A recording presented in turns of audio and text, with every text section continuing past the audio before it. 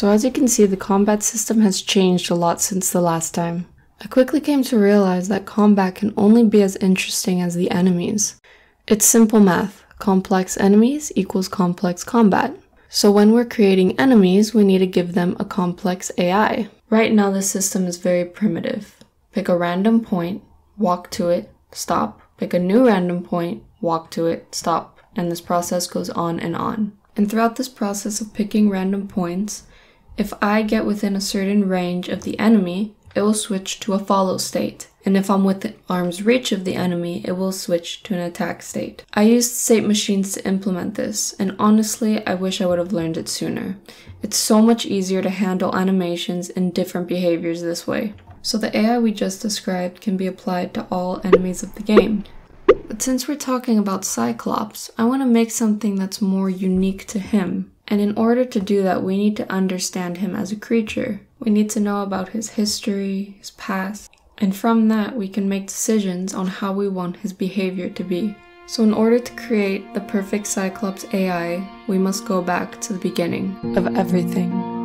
First, there was Gaia, Mother Earth. Gaia gave birth to the first primordial deities, but one of these deities she chose as her partner. Uranus sprung up from Gaia and ruled the sky. Him and Gaia then developed a union that birthed many creatures. The Cyclops was one of them, the one-eyed creature. Unfortunately, his childhood took a dark turn. Uranus was disgusted by his children that he had with Gaia, and he banished the Cyclops along with his brothers to the dark depths of Tartarus. Gaia was furious with the rejection Uranus gave to the children, so she urged any of her children strong enough to rise up to their father and to take his place as ruler. Kronos was the only one who accepted. After that day, he was ruler of the world. This period was known as the Golden Age. In this time, Kronos produced mankind, and man was happy as food was abundant and health was enriched. Although the period was bright, Kronos' anxieties were dark. When he assumed the throne, Gaia had prophesied that he would be overthrown by one of his children just as he had overthrown his father. So engulfed in his fears, with each child Rhea birthed, Kronos would eat up. Rhea was distraught and managed to save one child. Instead of handing him over to Kronos, she instead wrapped a bundle of rocks. This child was Zeus and would spend his childhood hidden away in a cave. Once Zeus reached adulthood, he was ready. His first move was to free his uncles from Tartarus. The Cyclops were so pleased they offered to help him. And through this, the lightning bolt was fashioned. The next thing on Zeus's agenda was to free his brothers and sisters, and when Kronos wasn't looking, he slipped a concoction into his wine.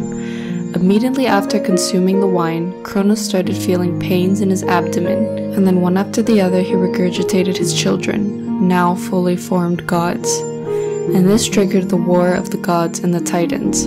After 10 years of intense battle, the gods would come out victorious, banishing the Titans to Tartarus and assuming their position on Mount Olympus. This story is from Hesiod's poem, the Theogony. It is like the genesis of Greek religion. The Theogony may have changed the way you perceive the Cyclops. You may have heard stories of Cyclops being dumb, crazy monsters who are easily tricked, which was taken from Homer's Odyssey.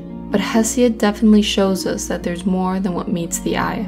For our story's sake, we're gonna take Hesiod's side of the story, but of course we can borrow some attributes from Homer's. So piggybacking off of Hesiod, who claimed Cyclops fashioned the thunderbolt, it would make him a patron of the god Hephaestus, the god of blacksmiths, metalworking, carpentry, and many other things. In our skill book, you gain XP for pleasing the gods.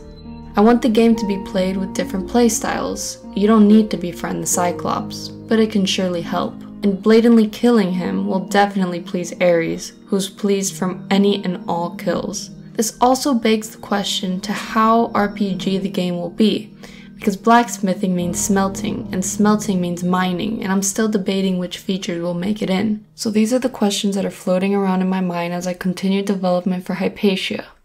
Thanks again for watching, and for everyone who supported me on here and on Twitch. Special thanks to you guys. 90% of Hypatia has been developed on Twitch, so if you want to come join us, feel free. Have a wonderful day, stay safe and healthy, and I'll see you next time.